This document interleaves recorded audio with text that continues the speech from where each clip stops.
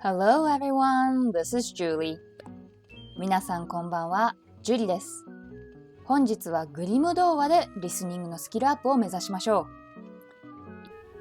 本日のお話はズルタンじいさんです。Old Sultan.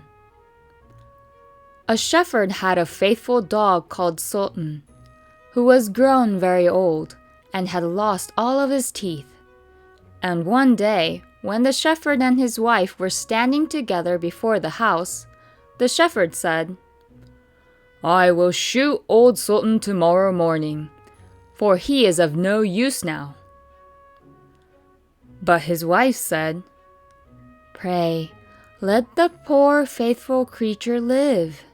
He has served us well a great many years.And we ought to give him a livelihood for the rest of his days." "But what can we do with him?" said the shepherd. "He has not a tooth in his head, and the thieves don't care for him at all. To be sure, he has served us, but then he did it to earn his livelihood. Tomorrow shall be his last day, depend upon it." Poor Sultan,who was lying close by them, heard all that the shepherd and his wife said to one another, and was very much frightened to think tomorrow would be his last day. So in the evening, he went to his good friend the wolf, who lived in the wood, and told him all his sorrows, and how his master meant to kill him in the morning.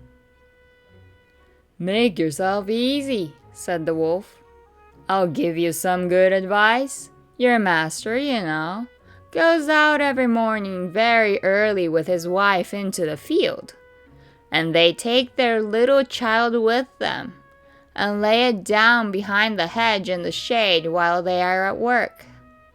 Now do you lie down close by the child, and pretend to be watching it, and I will come out of the wood and run away with it.You must run after me as fast as you can, and I will let it drop.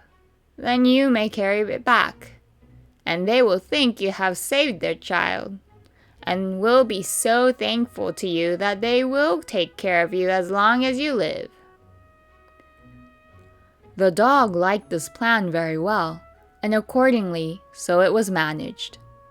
The wolf ran with the child a little way.The shepherd and his wife screamed out, but Sultan soon overtook him, and carried the poor little thing back to his master and mistress.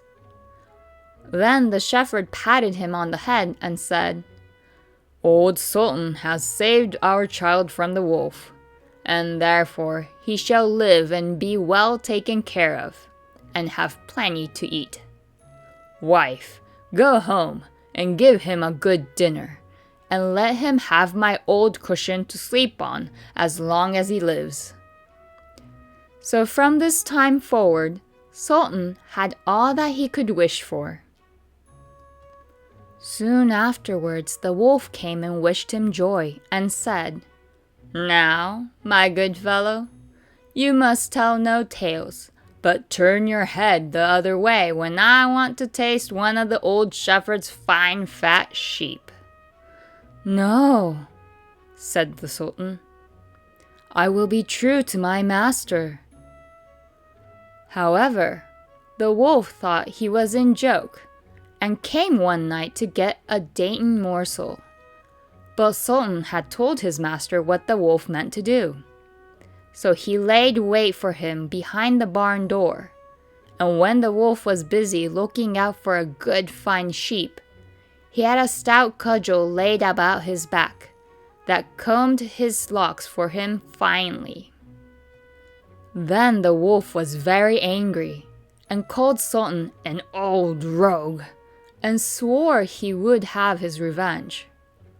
So the next morning, the wolf sent the boar to challenge Sultan to come into the wood to fight the matter.Now, Sultan had nobody he could ask to be his second but the shepherd's old three-legged cat, so he took her with him. And as the poor thing limped along with some trouble, she stuck up her tail straight into the air. The wolf and the wild boar were first on the ground, and when they espied their enemies coming, and saw the cat's long tail standing straight into the air, they thought she was carrying a sword for Sultan to fight with.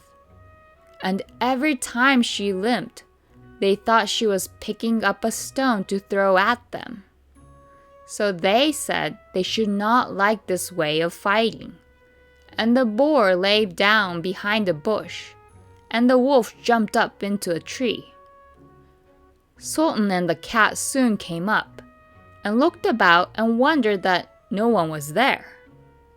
The boar, however, had not quite hidden himself, for his ears stuck out of the bush.